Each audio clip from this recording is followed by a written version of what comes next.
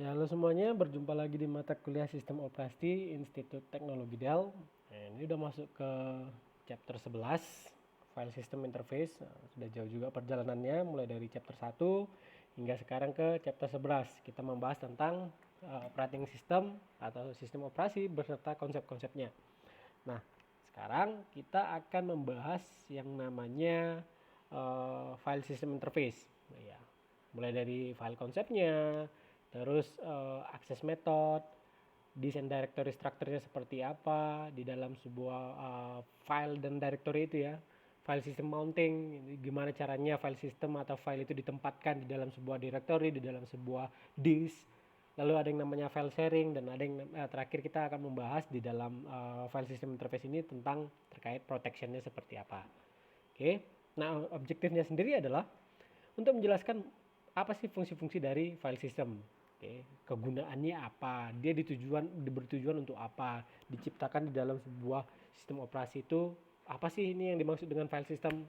Oke, itu bisa dijelaskan nantinya atau bisa dideskripsikan interface untuk file system itu bagaimana modelnya, bentuknya seperti apa. Lalu kita akan mendiskusikan file system design beserta trade-off-nya. Termasuk di dalamnya adalah akses method, file sharing, saling berbagi file gitu ya, file locking gitu untuk mengunci file ataupun struktur dari directory yang akan kita bahas di dalam sistem operasi ini. Nah, yang selanjutnya adalah objektifnya untuk mengeksplorasi apa sih proteksi ataupun keamanan dari file system tersebut. Oke, jadi apakah kita di dalam sebuah general purpose komputer ada sebuah file tersebut bebas digunakan oleh siapa saja yang menggunakan komputer, baik itu user, baik itu proses, baik itu sistem call, itu siapa yang bisa menggunakannya. Oke, diproteksikah atau tidak, atau bebas siapa saja bisa menggunakannya. Itu akan dieksplorasi ataupun kita pelajari pada konsep file system interface kali ini. Oke. Nah, konsep dari file sendiri. Nah, kalau file itu merupakan suatu data yang abstrak gitu ya di dalam sebuah sistem operasi gitu. Ya, secara sebenarnya itu semua logikal gitu. Dia sifatnya contiguous logical address space gitu. Oke. Secara terus-menerus suatu file itu diberi yang namanya address space. Nah, address space-nya ini bersifat logikal, tidak permanen gitu ya, ataupun tidak seperti nomor rumah kita. Dia itu logikal sifatnya. Dalam artian dia bisa berubah-berubah kapan saja, tergantung dengan kebutuhan, tergantung dengan siapa menggunakan file tersebut. Apakah usernya sendiri pada level user gitu ya, bisa merubah logical address-nya, tinggal memindahkan posisi di mana ditaruh ya kan. Nah, itu bisa berubah logical address-nya. Ataupun dari si program ataupun sistem call yang ada di dalam sistem operasi itu bisa merubah address space-nya. Oke, alamat di dalam memori. Memorinya ini apakah memori yang sifatnya volatile ya ataupun sifatnya yang non volatile, yang sifatnya hanya sementara ataupun yang sifatnya jangka panjang. Nah, tipe data itu untuk file sendiri ada yang numerik, ada yang karakter, ada yang binary. Itu untuk yang data. Ada juga tipenya berupa program, kumpulan dari berbagai macam tadi, berbagai macam numerik, berbagai macam karakter, berbagai macam binary. Oke, itu ada di dalam suatu file. Makanya saya bilang tadi, file itu sebenarnya konsepnya adalah abstrak gitu ya. Sebenarnya dia tidak memiliki wujud. Jadi bentuknya seperti apa sih Pak di dalam komputer? Ya saya nggak akan tahu kalian bentuknya seperti apa, tapi dia bisa disimpan di dalam sebuah disk gitu ya. Disknya yang berbentuk nyatanya, tapi logikalnya itu apa? Logikalnya itu ya itu tadi berisi informasi-informasi berupa file tadi. Oke. Nah, tipenya apa? Ya tipenya tergantung dari kreatornya atau dari si kreator itu bisa berupa user gitu ya atau berupa vendor yang menciptakan komputernya, yang menciptakan sistem operasinya. Tipenya banyak, ada text file. Nah, ini kan bisa kita kategorikan lagi apakah dia numeric, karakter atau binary gitu ya. Ada source file, executable file. Ini banyak macam contohnya. Nah, itu yang segala macam yang bisa suatu hal di dalam komputer kalian, di dalam sistem operasi kalian yang menyimpan informasi sekecil apapun informasinya, bahkan satu bit atau satu byte informasi pun itu bisa kita bilang sebagai atau kita kategorikan sebagai file. Ya tipenya berbeda-beda tergantung dengan kebutuhan dan sesuai penggunaannya sendiri, oke? Nah, file itu sama seperti manusia, sama seperti benda-benda lain punya atributnya. Apa sih benda di dunia ini, atau baik benda hidup ataupun benda mati di dunia ini yang eh, tadi yang sifatnya tipikal, apa ya, fisikal ya, bukan yang logikal. Oke. Apa sih benda di dunia ini, baik yang mati ataupun hidup, yang tidak memiliki atribut? Oke, atribut itu bisa nama. Kalau manusia mungkin ada nama.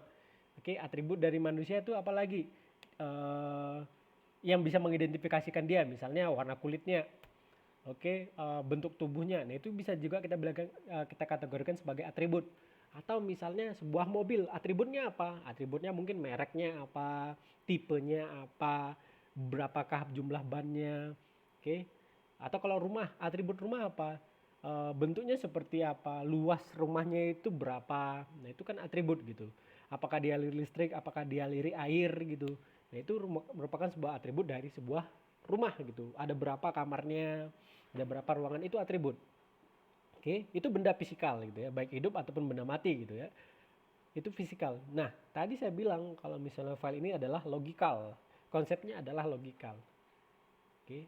Nah, logikal, walaupun dia logikal, dia juga memiliki atribut. Oke. Yang menandakan atau membedakan, ujung-ujungnya nanti membedakan satu file dengan file lainnya itu berbeda, menyimpan informasi yang berbeda. Yang paling umum tentu ada nama. Only information kept in human readable form. Ini nama yang name atau nama itu atribut pertama dari si file yang mengidentifikasikan ini ada namanya loh. Yang sifatnya adalah human readable, gampang dibaca oleh manusia. Bentuknya gampang dibaca manusia. Jadi dalam apa namanya, di dalam komputer kalian, di dalam sistem operasi kalian pasti banyak file-file tugas gitu ya. Ada namanya wix1.ppt, wix1.doc atau wix1.excel gitu misalnya, .xls gitu ya.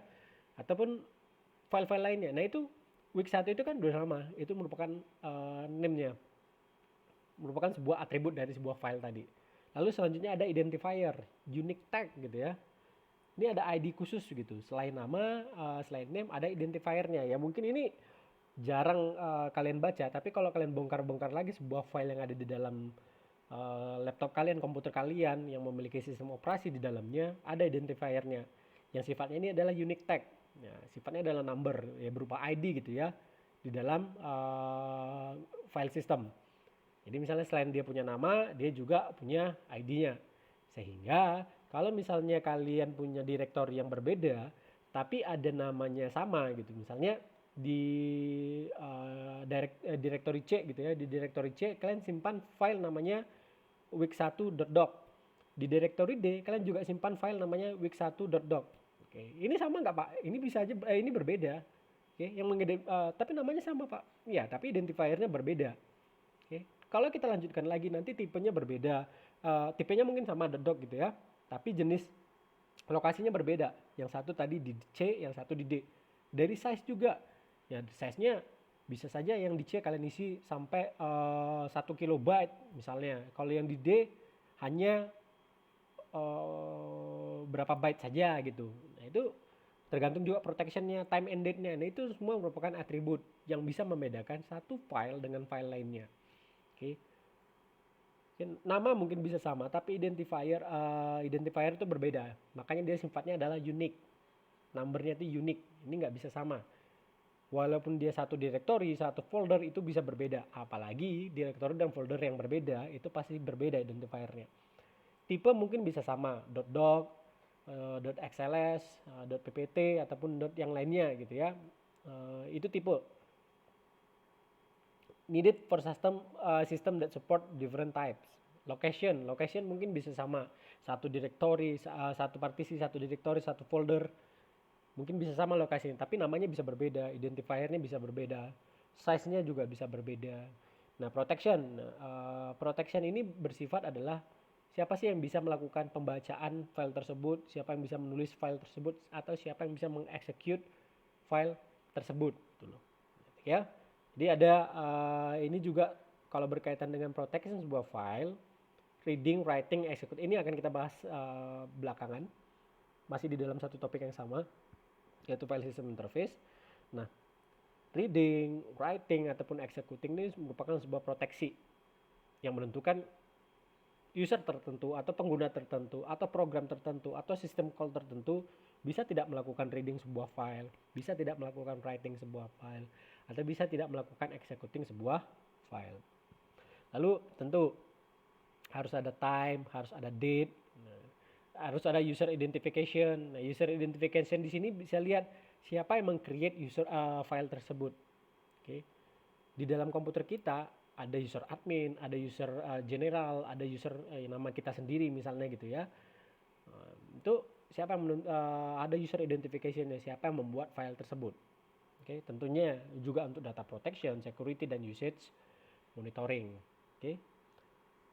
Nah, informasi tentang file itu disimpan dalam directory structure. Nah, yang mana directory structure itu atau struktur directory itu diatur atau di-maintain oleh sebuah disk. Jadi di dalam sistem operasi pasti ada programnya tersendiri. Banyak variasinya. Di dalamnya termasuk extended file attribute seperti checksum mungkin ya, di sini ada selain yang 1 2 3 4 5 6 7 7 atribut dasar ini ada lagi misalnya checksum. Tetap informasi tersebut disimpan di dalam struktur directory. Oke. Jadi ingat, file mau sekecil apapun, mau sebesar apapun, mau gimana pun bentuknya, pasti dia memiliki atribut. Minimal nama. Oke. Mungkin ini adalah atribut dasarnya. Mungkin kalian nggak pernah lihat. Yang paling umum kalian lihat ada name. Identifier mungkin jarang kalian lihat. Tapi kalau kalian bongkar lagi itu pasti ada identifiernya. Tipe ini yang juga hampir sama seperti nama, paling gampang dilihat. Location juga paling gampang juga dilihat. Size juga gampang dilihat. Time and date juga bisa kalau kita bongkar lebih dalam lagi, lebih jauh lagi, kita akan lihat time, date, and user identification ini siapa kira-kira kapan diciptakan dan siapa yang menciptakan file tersebut. Atau siapa yang mengubah file tersebut, modify-nya itu siapa, bisa ketahuan. Berikut juga dengan protection, kalau mau kalian bongkar lebih jauh lagi akan kelihatan. Oke. Nah, ini salah satu contoh sebuah file info dalam, kalau kita bilang sistem operasi macOS 10. Oke, di sini ada name and extension-nya. Extension itu tadi tipenya apa? Namanya 11 gitu kan. Kind-nya, tipenya juga sama. Teks itu berarti kan teks dokumen gitu ya. Size-nya berapa? Where-nya di mana ya? Where-nya location-nya. Location-nya berarti di directory user, Greg, Dropbox, OSC 9E, text. Lalu created-nya, terus dimodified-nya kapan? Label-nya apa? Nah, ini salah satu customer juga. Label-nya apa? Oke. Itu merupakan salah satu sistem di sini ada yang sharing and permission, itu berkaitan dengan protection. Kita bisa lihat user Greg itu dia bisa ngapain, dia bisa melakukan read and write. User staff dia bisa ngapain, dia hanya bisa membaca saja. Kalau everyone selain dari Greg dan staff nggak bisa melakukan akses, dalam artian ini filenya hidden ke semua mereka. Oke. Ada tapi mereka tidak bisa melakukan read dan tidak bisa melakukan write, sama aja hidden gitu kan. Oke, jadi ini salah satu contohnya. Nanti bisa kalian lihat sebuah file, kalau mau kalian lihat di misalnya yang paling umum adalah sistem operasi Windows. Klik kanannya ada dalam sebuah file. Oke, misalnya klik kanan dalam sebuah file, lalu kalian lihat propertiesnya. Nah, itu merupakan salah satu yang namanya untuk melihat atribut yang ada di dalam sebuah file gitu. Oke, bisa kalian lihat. Nah, untuk sebuah file tentu ada operasinya. Oke, tentu ada operationnya. Operasinya seperti apa sih? Apa saja yang bisa dilakukan dalam sebuah file. Yang pertama adalah melakukan yang perlu diingat tadi, ingat file adalah logical dan dia merupakan abstract data type. File adalah bersifat logical dan dia adalah sebuah abstract data type. Oke. Yang pertama, creating file. Create file gitu ya. Penciptaan sebuah file itu merupakan first operation. Sebelum ada file-file yang sebelum adanya file-file di dalam sistem operasi tentu diciptakan dulu gitu kan. Harus ada creation-nya. Nah, untuk menciptakan file itu ada 2 step yang paling penting. Oke, ada 2 step yang paling penting di dalam penciptaan sebuah atau creation sebuah file. Yang pertama adalah space ataupun memori di dalam disk tadi harus dialokasikan. Oke. Jangan sampai kita meng-create ternyata di dalam disk space-nya kurang gitu, space-nya kurang. Nah, itu harus ada yang namanya required space must be allocated. Lalu An entry for new file must be made in the directory. Harus ada entry-nya di dalam directory. Tadi kita lihat kalau misalnya file itu kan disimpan di dalam struktur directory. Sebelum kita menciptakan creation file-nya tadi, harus kita alokasikan dulu space-nya dan juga harus kita masukkan ke dalam entry struktur data strukturnya. Setelah itu dua ada, baru kita bisa menciptakan file yang tadi. Operasi selanjutnya adalah write. Nah, untuk operasi writing ini sendiri ada dua sistem call. Ada dua sistem call juga yang penting. Oke, yang pertama adalah untuk mengetahui sistem call ini kan merupakan sebuah program di dalam sistem operasi ya, bawaan sistem operasi sistem call ini. Yang pertama adalah menspesifikkan di mana file itu berada. Oke. Setelah di-create tadi kan, mungkin hanya penciptaan filenya saja. Kita belum mengisi informasi di dalam file ini, oke? Nah, kita harus ada tadi sistem call-nya, harus ada dua tadi. Sistem call-nya akan melihat di mana ini filenya berada dan informasi apa yang akan kita tuliskan di dalam file tersebut. Oke, jadi ada dua bagian penting tadi.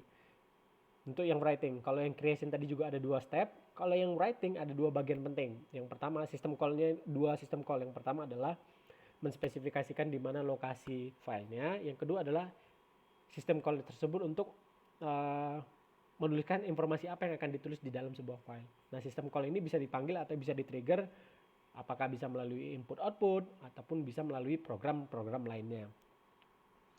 Oke, nah biasanya di writing file itu ada writer pointernya. Karena apa? Karena sistem call tadi mencari di dalam entire directory, di seluruh directory strukturnya itu untuk menemukan kira-kira di mana nih file ini berada gitu. File yang diinginkan atau yang dibutuhkan ini di mana berada. Oke. Nah, kalau sudah ketemu, harus ada yang namanya pointer yang menunjuk bahwa oh ya, di lokasi ini, di directory ini, di struktur directory ini sudah diketemukan file yang akan kita gunakan untuk penulisan tadi. Oke. Nah, itu harus diupdate terus. Pointernya itu harus diupdate supaya tidak kehilangan. Supaya apa? Kalau misalnya pointernya hilang, nanti sistem akan mengulang lagi mencari dari awal. Nah, itu kan akan memakan waktu.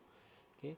Nah, sistem update write pointer setiap kali terjadi yang namanya writing operation. Ya, ada yang namanya pointer tadi dan juga ada yang namanya updatean untuk kalau misalnya terjadi operasi writing. Nah, selanjutnya ada yang melakukan operasi reading atau read. Sama seperti write ada juga pointernya. Nah, kalau write tadi kita melakukan penulisan ke dalam sebuah file ya. Kita melakukan penulisan, kita melakukan modifikasi, kita menambahkan informasi ke dalam file tersebut. Kalau reading, kita seolah-olah mengambil informasi karena kita membaca kan, kita mengambil informasi di dalam file tersebut. Nah, untuk memperform read operation, operasi read ini sendiri ada sistem call yang kita gunakan juga. Sistem call yang kita gunakan itu untuk menspesifikasikan sama seperti write tadi di mana file lokasinya berada. Oke, untuk menspesifikasikan di mana lokasinya berada. Nah, kalau tadi sistem call di writing sistem call satu lagi adalah untuk apa yang akan kita tulis. Kalau di reading sistem call yang kita gunakan adalah blok di mana file tersebut akan dibaca gitu. Oke. Itu kalau reading. Nah, yang selanjutnya ada yang lakukan yang namanya reposition within file. Nah, ini repositioning within file ini yang mungkin nggak ada kaitannya dengan input output. Repositioning within file itu hanya organizing aja oleh si sistem operasi dan sistem call. Itu tidak ada digunakan. Makanya mungkin kalau misalnya kalian user read atau write mungkin itu udah sering. Tapi repositioning within file kan jarang. Karena menjembatani antara user dengan komputer kan input output. Nah, di sini sebenarnya kalau repositioning within a file operation itu tidak ada sama sekali kaitannya dengan input output. Dalam artian tidak ada kaitannya dengan si pengguna atau user. Nah, itu murni atau full semuanya adalah hak dari si sistem operasi untuk memindahkan atau melakukan pencarian atau memindahkan posisi pointernya itu tergantung sistem operasi. Yang mana tujuannya juga untuk mempermudah pembacaan, writing, reading ataupun creation itu sama. Oke. Selanjutnya ada delete. Delete file. Nah, ini delete file itu ya kita menghapus gitu. Delete file itu kita menghapus filenya. Oke. Selain berarti filenya tersebut yang tadi terdiri dari atributnya ada nama dan juga ada sampai ke protection tadi ya, ada 7 atribut dasar tadi, itu akan dihapus semuanya beserta informasi di dalamnya. Itu kalau delete. Nah, bedanya dengan truncate, ini ada selain delete ada truncate. Bedanya dengan truncate, kalau misalnya delete itu sampai atribut sampai filenya juga terhapus, kalau truncate hanya informasi di dalamnya saja yang dihapus. Oke. Hanya informasinya saja. Jadi ibaratnya kalau kita punya file doc gitu ya, kalau tadi delete, filenya itu akan hilang gitu. Nama file misalnya week1.doc tadi akan hilang. Tapi kalau truncate, kita hanya menghapus di dalamnya saja, isi informasi dalamnya saja. Kita kosongkan filenya, tapi filenya masih ada, informasinya yang hilang. Dalam artian, kalau kita truncate, nama file di directory masih ada. Oke. Atribut identifiernya masih ada, tipenya masih ada, size-nya masih ada, protection-nya masih ada, siapa menciptakan file tersebut juga masih ada, siapa memodifikasi file tersebut juga masih ada. Itu bedanya. Nanti kalau misalnya di UAS ada muncul ujian, apa bedanya delete dengan truncate? Seharusnya kalian sudah bisa gitu ya. Lalu ini tadi ada open dan close. Nah, open dan close di sini itu gunanya adalah apa sih? Kalau misalnya tadi kalau kita melakukan file operation gitu ya, ada 1, 2, ada create, ada write, read, reposition within file, delete, truncate. Secara umum ini membutuhkan yang namanya searching. Hampir ke semua operation di dalam file operation ini membutuhkan searching, dalam artian kita memanggil system call untuk men-searching di dalam sebuah directory mana file yang akan kita lakukan operasinya. Oke. Nah, kalau setiap sistem call atau setiap program ataupun setiap user ingin memodifikasi sebuah file, si sistem call atau si sistem operasi akan melakukan searching, itu akan memakan waktu yang sangat lama. Oke, makanya ada yang namanya open dan close. Open di sini selagi si filenya terbuka, sifatnya terbuka, selagi masih sifatnya open, oke, ada indeksnya nanti, ada pointer yang menunjuk kalau file tersebut lagi open. Nah, entry-nya nanti akan dimasukkan ke dalam sebuah tabel yang kecil, lebih kecil size-nya daripada directory. Sehingga apa? Kalau pencariannya nanti dia hanya mencari, tidak semua file dicari, file yang close nggak akan dicari gitu ya. File yang lagi dorman atau yang lagi nggak ngapa-ngapain nggak perlu dicari gitu ya. Dia hanya akan mencari nanti ke file yang lagi open. Oke, makanya ada pointernya, ada entry table kecil. Tetap melakukan pencarian juga, tapi tidak melakukan pencarian sebesar dan sebanyak ketika dilakukan pada directory. Hanya melakukan indexing di semua small table. Tentu kecepatannya sangat lebih cepat untuk melakukan searching tadi. Nah, kalau memang sudah selesai file tersebut digunakan, kita bisa melakukan yang namanya close. Karena apa? Karena entry table-nya kan sedikit nih, kecil. Kalau semua kalau semua file sifatnya open, ya sama saja. Nanti kalau kita maksimalkan entry tabelnya tadi sebanyak jumlah filenya, sebanyak jumlah file yang ada di dalam komputer, ya sama saja dong, nanti si komputer akan mencari dari awal lagi tabelnya. Banyak lagi. Nah, makanya jumlahnya sedikit sehingga setiap file itu ada atributnya, ada open ataupun close. Kalau dia open, dia bisa digunakan dengan cepat pencariannya. Kalau close, maka dia akan dicari dari awal lagi gitu. Oke. Nah, ini tadi yang sifatnya ada open file table. Track open file, dia menyimpan yang namanya file yang lagi sifatnya open di dalam sebuah table gitu. Sehingga nanti kalau masih tetap digunakan dalam waktu tertentu, dia masih akan pencariannya lebih cepat, tidak mencari secara directory keseluruhan. Kalau ketika pertama kali digunakan, misalnya dia nggak ada di dalam file table, di dalam open file table, maka dia akan kalau dia tidak di dalam open file table, berarti dia kan sifatnya adalah close. Kalau memang close, barulah si system call tadi akan mencari di yang namanya keseluruhan directory. Nah, ini semua ada file pointer, yaitu yang menunjuk di mana posisinya berada. File open count, file open count ini akan menghitung kira-kira sudah berapa kali sih udah berapa lama sih file ini sifatnya open, digunakan oleh proses-proses lain itu sudah berapa kali. Terus ada dislocation of the file. ini disimpan di dalam cache untuk akses informationnya. Lalu akses write-nya, mode informationnya siapa aja yang bisa mengakses file tersebut, baik yang sifatnya open ataupun yang sifatnya close tadi. Oke. Nah, karena kita berbicara tentang file yang shareable, kita berbicara tentang komputer general purpose. Berarti sistem operasi ataupun program-program di dalamnya itu resource semua yang ada di dalamnya, baik yang logikal ataupun yang fisikal, itu bisa digunakan secara bersama-sama. Satu program bisa menggunakan resource yang sama gitu dengan program lainnya. Nah, ada yang namanya open file locking. Sebuah file tadi, kalau dia statusnya dirubah menjadi open, ya siapa saja bisa, program siapapun bisa menggunakan file tersebut. Oke, bisa mengubah, bisa melakukan modify, tergantung dengan atribut yang dimiliki oleh program ataupun user. Oke. Nah, open file di sini bertindak sebagai pengunci. Kalau memang suatu program ingin menggunakan secara penuh sebuah file tanpa program lainnya mengganggu atau user lainnya mengganggu file tersebut secara bersamaan gitu ya, tentunya dia melakukan pemanggilan yang namanya file locking. Oke. Dikunci dulu filenya, sementara waktu dia yang menggunakan file tersebut. Sama seperti misalnya gini, kalau di rumah kita ya kan banyak keluarga nih, banyak kamarnya juga. Ya mungkin di rumah tadi ada 3 kamar, ada kakak adik, ada ayah ibu gitu ya. Lalu ada 1 kamar mandi saja di rumah tersebut. Nah, kalau misalnya karena dia 1 kamar mandi semuanya berarti kan bisa pakai kan, mau ayah mau ibu bisa memakainya, mau adik mau kakak juga bisa memakainya kamar mandi tersebut. Oke. Kalau dia misalnya kita open gitu ya, kita buka kamar mandinya tanpa kita kunci gitu ya, ya siapa saja bisa masuk. Ketika si adik lagi mandi, nanti si kakak bisa aja juga lagi masuk gitu ya, atau ketika si adik lagi mencuci piring gitu ya, atau lagi mencuci baju, si ibu atau si ayah masuk gitu ngambil air gitu untuk menyiram bunga, bisa saja seperti itu. Jadi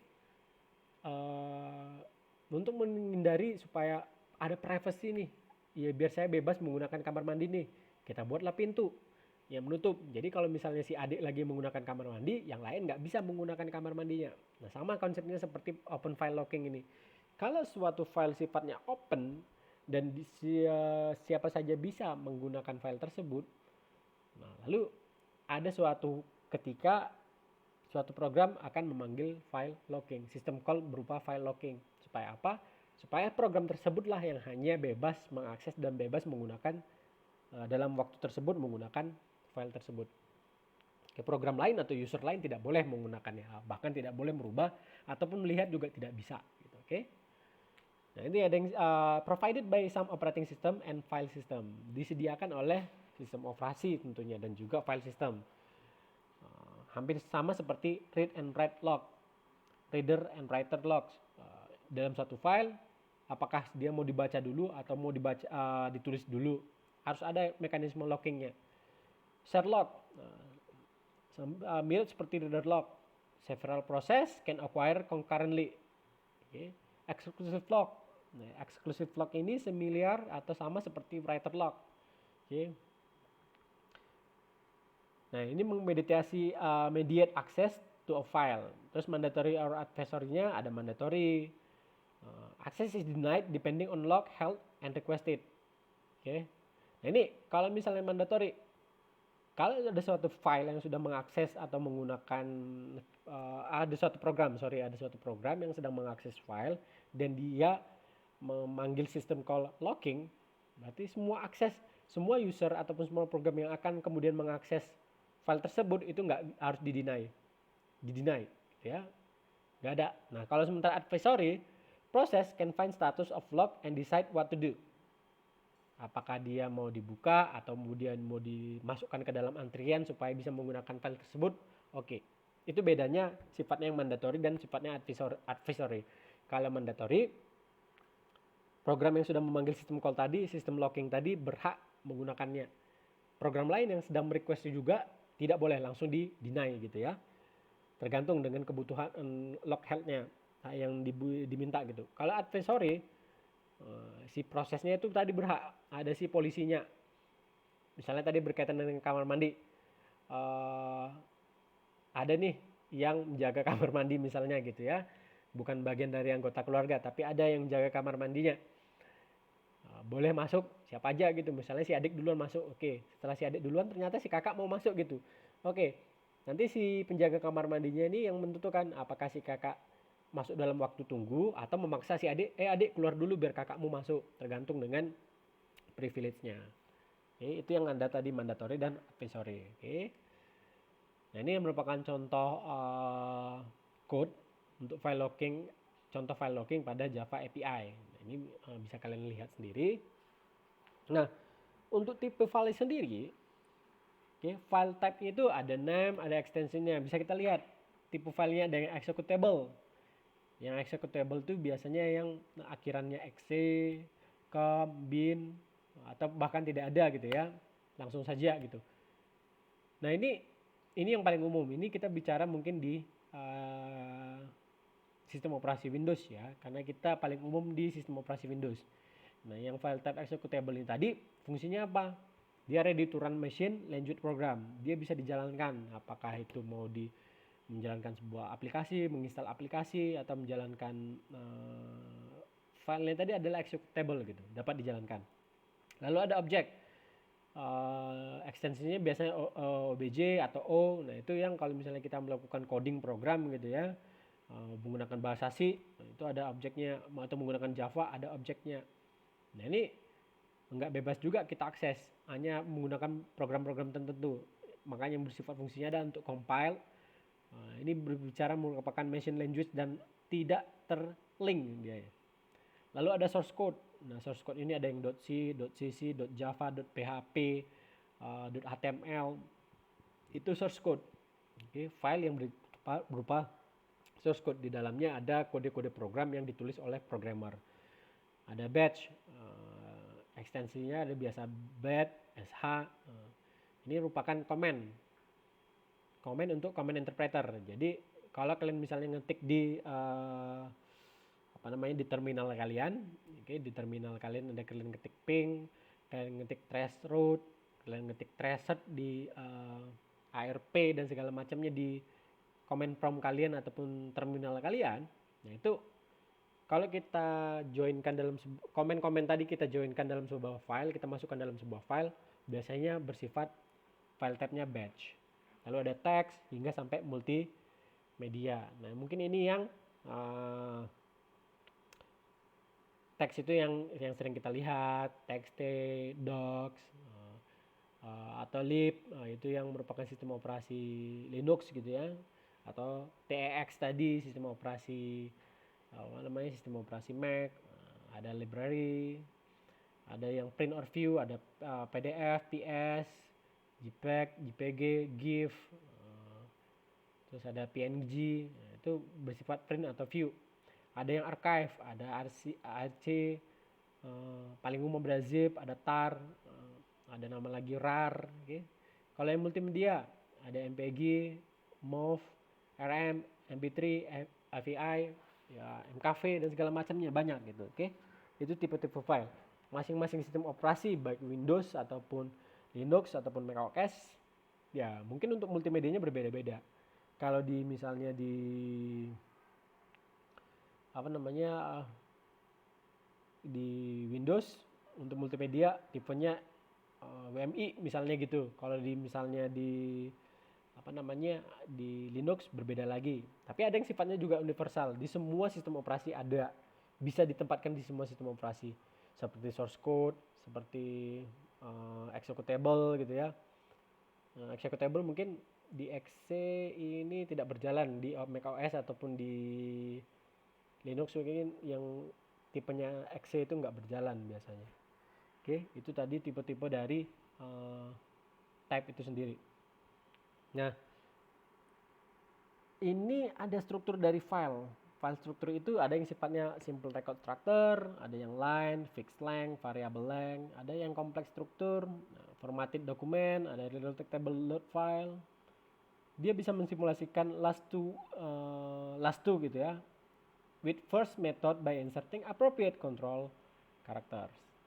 Nah, lalu siapa yang menentukan file struktur ini? Pasti adanya operating system tentu. Oke, bawaan gitu ya, default atau standarnya. Ada juga programnya yang diciptakan, baik itu program default dari si operating system ataupun program dari si yang diciptakan oleh si user. Oke. Nah, tadi file itu disimpan di dalam apa? Di dalam sebuah disk gitu ya, di dalam memori. Baik itu memori jangka panjang ataupun jangka pendek, ada apakah dia disimpan di disk. Oke. Pasti yang namanya logikal tadi, walaupun dia bersifat logikal, tapi dia harus disimpan di dalam sebuah fisikal gitu ya. Nah, setelah disimpan di dalam fisikal, ada cara-cara untuk mengakses file tersebut, untuk mencari file tersebut. Oke, ada cara-caranya. Yang paling umum adalah sequential access. Sequential access file, sesuai dengan namanya, akses file. Kita mengakses filenya secara apa? Sequential, secara berurutan. Kalau kita lihat di sini, ini ada beginning, ini ada end-nya. Nah, kita akan membaca file semuanya itu langsung dari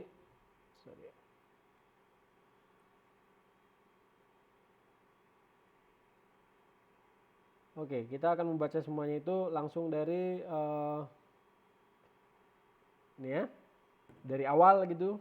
Ini ada satu file, misalnya filenya ukuran filenya dari beginning, dari end. Itu contain atau berisi informasi. Ini current positionnya. Apakah dia melakukan read atau dia melakukan write? Dia bisa melakukan back gitu, rewind untuk membaca filenya. Dari awal sampai akhir itu kan dibacanya terus. Kalau misalnya data yang dibutuhkan misalnya hanya di sini, ya tetap dia akan melakukan dari awal, dari beginning. Akan melakukan pencarian atau melakukan read and write itu dari awal. Oke, itu yang paling umum, sequential. Sehingga kalau misalnya kodenya adalah read next, write next, reset gitu. Kalau udah selesai, habis akan di reset lagi. No read after last write atau rewrite. Nah, itu yang sequential access, itu yang paling umum dan paling sering digunakan. Oke, paling simple gitu ya. Nah, sementara kalau direct access, nah kalau direct access ini agak unik. Direct access ini agak lebih kompleks sedikit. Karena apa? Kita bisa melihat, tadi contohnya kalau misalnya sequential access gini ya. Kalau kita tinggal di asrama, baik itu di rusun ataupun di asrama berapa lah gitu ya. Nanti ada urutan kamarnya. Nah, kalau sifatnya sequential, kalau saya akan membaca file, saya akan baca dari kamar 1, 2, 3, 4, 5 sampai kamar 10 misalnya. Nah, kalau direct access, saya ingin hanya membaca file di kamar 5. Ya, saya hanya langsung menuju ke kamar 5. Nah, untuk buat seperti itu, di dalam sistem operasi, berkaitan dengan file tadi, ada yang namanya indexingnya. Harus ada positionnya. Position atau indeksnya. Di mana tadi, salah satunya adalah nomor 1, nomor 2, nomor 3, nomor 4, nomor 5 gitu. Saya langsung akses nomor 5. Oke. Saya udah menyimpan nomornya. Kalau sequential tadi tidak perlu ada yang namanya kamar 1, kamar 2, kamar 3, kamar 4, kamar 5. Nggak ada. Yang hanya tahu adalah beginning sama end-nya. Ada awal, ada akhirnya. Karena dia akan melakukan sequential. Oke, sementara kalau direct access tadi masing-masing blok tadi butuh yang namanya penomoran atau positionnya. Sehingga di sini kalau code-nya, pseudocode-nya misalnya read, ada read end, ini read blok keberapa, write blok keberapa, positionnya di mana. Oke. Ini relative block number. Itu bedanya. Kalau access methodnya ada sequential, ada yang direct access. Nah, relative block number allow operating system to decide where file should be placed. Di mana akan ditempatkan gitu. Nanti akan dibahas di chapter 12. Oke. Ini penggunaan block number tadi. Oke, dia bisa filenya bisa ditaruh di kamar 5, bisa ditaruh di kamar 8 atau di kamar 10, ya itu terserah. Harus ada tersimpan indexingnya, oke. Nah, selanjutnya ada beberapa selain sequential dan selain direct access tadi ada lagi other access method. Can be built on top of base method.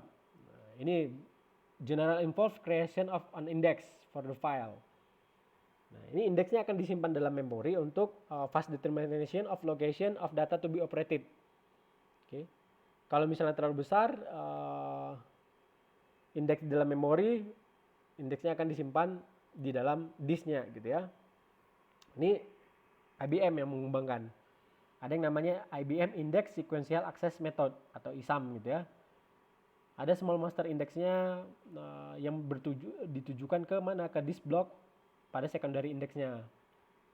Filenya tetap disimpan secara sorted atau diurutkan gitu ya. dengan key tertentu, define key. Semuanya ini dikerjakan oleh si OS, bukan lagi campur tangan program ataupun campur tangan si user. Oke, nah ini sebuah konsep seperti hybrid gitu ya. Dia menggunakan sequential, tapi dia ada menggunakan indexingnya untuk pengaksesan data yang lebih cepat dan penulisan data yang lebih cepat tentunya. Contohnya seperti ini. Indexingnya ini ada index file dan ini ada relative filenya. Nah di index file ini kalau kita mencari file misalnya ada nama filenya misalnya Adam, Arthur, Asher sampai Smith gitu ya. Kita akan lihat logical record numbernya berapa, lalu kita mappingkan dan kita petakan ke relative file sehingga dapatlah kalau misalnya di file Smith ini informasinya di dalamnya ada Smith, namanya siapa, social security-nya, age-nya sampai ke informasi-informasi lainnya. Nah, itu yang digabungkan tadi oleh si IBM. Oke. Itu terkait dengan access method. Nah, sekarang terkait dengan directory structure. Ada directory structure itu adalah a collection of node yang terdiri dari informasi about all file. Jadi di sini kalau kita lihat ada directory, ini yang menandakan directory 1, directory 2, directory 3, directory 4, directory 5 dalam satu disk gitu ya. Di dalamnya ada file 1, file 2, file 3, file 4 sampai file N keberapa pun. Nah, baik itu directory struktur ataupun dia file itu disimpan atau berada pada sebuah disk gitu ya. Baik disknya di sini sudah bersifat memori jangka panjang gitu. Nah, disk sendiri itu bisa dibagi menjadi partisi atau partition. Oke. Disk atau partition itu bisa kita terapkan teknologi RAID. Nah, ini saya kurang tahu apakah kalian sudah mempelajari tentang RAID atau belum di arsitektur teknologi arsitektur komputer gitu ya. Nah, disk or partition can be used raw without a file system or formatted with a file system. Jadi bisa ada yang file system ataupun tidak ada file system. Partition sama seperti mini disk, slice gitu. Entity containing file system known as volume. Volumenya berapa? Size-nya berapa? Each volume containing file system also track that file system info in device directory or volume table of content. Seperti general purpose file system, banyak seperti ada juga yang special purpose file system. Oke, itu di struktur tadi. Nah, kita lihat contohnya a typical file system organization. Organisasi file system secara tipikalnya seperti ini. Jadi kalau kita lihat nih ada misalnya secara ini partition itu logikal ya. Directory ataupun partition itu adalah tadi saya bilang kan dijelaskan bahwa partition itu adalah mini disk, bagian-bagian kecilnya. Kalau kita berbicara rumah di dalamnya kan banyak ruangan, ada ruang tamu, ada kamar, ada ruang tidur, ada ruang keluarga, ada kamar mandi dan ruang penyimpanan misalnya. Nah, itu banyak sama seperti disk. Ini kita lihat satu contoh, disk itu adalah rumahnya, partition ini adalah kamar-kamarnya. Partition A pasti ada nama direktorinya. Ada struktur direktorinya, yang di mana struktur direktorinya itu di dalamnya ada file-file. Begitu juga dengan partition B. Satu direktori, struktur direktorinya ada, struktur filenya juga ada. Oke, ingat, ini satu disk. Jadi misalnya satu rumah terdiri dari beberapa kamar. Yang mana di dalam kamar tersebut bisa disimpan file-file tertentu. Bisa juga seperti ini. Dia dua rumah. Oke, dia dua rumah, tapi seolah-olah itu kita jebol lah gitu misalnya, kita jebol partisinya jadi hanya satu partisi saja. Oke, secara fisikal dia tetap dua, tapi secara logikal dia satu. Berbeda dengan ini tadi, secara fisikal dia satu, tapi secara logikal dia dua. Oke, itu penggunaan dari di sini pun bisa juga di sini misalnya hanya satu partition juga bisa. Di sini ada dua, ada disk 2, disk 3, satu partition bisa nggak? Bisa juga. Oke, itu tergantung penggunaannya. Partitionnya partition A, partition B, dan partition C. Oke. Nah, ini yang terakhir untuk yang part pertama ini ada tipe dari file. File system ya. Tadi ada tipe file, ada tipe file system. Jadi ada perbedaannya. Tipe file itu yang umum, tipe file system ini biasanya yang digunakan oleh sistem operasi. Nah, kita berbicara secara umum tentang general purpose file system. Nah, biasanya sistem itu banyak yang namanya file system, some general dan some-nya special purpose. Nah, ini kalau sistem operasi Solaris ya. Ini file systemnya ada yang namanya TMP-FS atau Memory Based Volatile FS, ada OBJFS, ada ZFS, ada ProcFS, UFS, ZFS. Nah, ini sistem operasi atau file system yang ada di sistem operasi Solaris. Kalau kita berbicara misalnya Windows, dulu ada yang namanya FAT16, ada FAT gitu ya. Ada FAT16, ada FAT32, yang terbaru sekarang yang sampai digunakan oleh Windows 10 adalah NTFS. Nah, itu file system gitu ya. Itu file system yang sudah di reserve, sudah disiap digunakan hanya untuk keperluan file sistem operasi. Itu tidak ada sangkut pautnya dengan si pengguna. Nah, file system ini juga yang mendefinisikan kira-kira file system tadi, tipe file system tadi yang mendefinisikan kira-kira tipe file apa yang bisa masuk ke dalamnya. Oke, kalau misalnya saya menggunakan file system NTFS di dalam komputer saya mungkin tidak bisa menggunakan file type yang dimiliki oleh Linux gitu misalnya. Kalau Linux tadi file systemnya adalah ada ext3, ada ext4. Oke. Nah, file system tadi menentukan kira-kira file tipe mana yang bisa dijalankan dalam file system tersebut. Karena tipe file tadi kan ada yang sifatnya universal, ada yang sifatnya hanya milik tertentu oleh si sistem operasi.